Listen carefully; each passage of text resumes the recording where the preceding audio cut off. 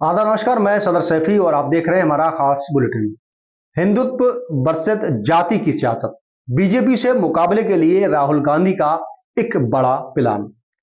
देश सियासत को बदल देने वाली 90 के दशक में मंडल कमंडल की राजनीति को भला कौन भूल सकता है। ऐसे में 2014 में सत्ता में काबिज बीजेपी के हिंदुत्व की काट के लिए कांग्रेस नेता अब एक बार ऑल आउट जाकर 85% का दांव लगा रहे हैं, जिसका बड़ा उदाहरण तेलंगाना के तौर पर सामने आ चुका है। कांग्रेस की लगातार हुई हार के बाद राहुल गांधी ने 50% की सीमा तोड़कर जनसंख्या के आधार पर आरक्षण देने की वकालत शुरू की है। लोकसभा चुनाव में 2014 और 2019 के बाद 99 सीटें आई। पार्टी को विपक्ष का नेता पद मिला। ऐसे में नेता विपक्ष बने राहुल गांधी अब बीजेपी के हिंदुत्व के टकराने के लिए इसी राह का कदम उठा रहे हैं।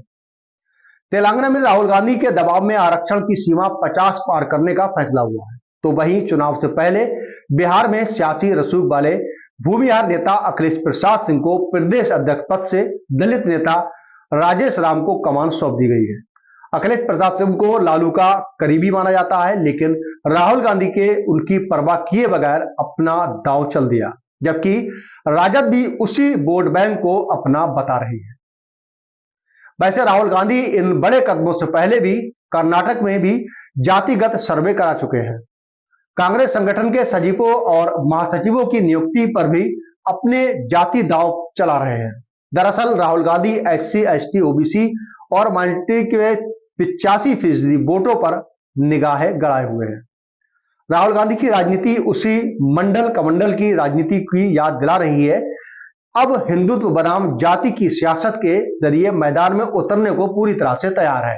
इसलिए OBC का आरक्षण बढ़ाना इसी दिशा में कदम उठाया गया है। आखिरकार देश भर में राहुल गांधी के संविधान सम्मेलन दलितों को लुभाने की वक्फ बिल के विरोध में खुलकर खड़े होकर वो अल्पसंख्यकों को अपने पाले में रखना चाहते हैं।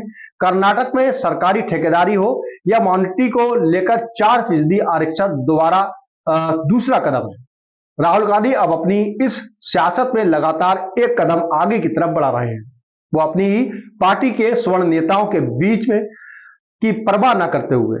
हालांकि राहुल गांधी के इस कदम से जाति की राजनीति मंडल से निकलने राजद, सपा, DMK, JMM और जैसी सभी साथी दल असहज हो चुके हैं, क्योंकि राहुल ने एक नया प्लान बनाया है, जिसको लेकर जो उनकी सहयोगी पार्टी है वो पूरी तरह से असहज दिखाई दे रही है। देखना यह होगा कि राहुल का ये दांव क्या अब कारगर साबित होगा या फिर कांग्रेस और निचले पायदान पर आ जाती है।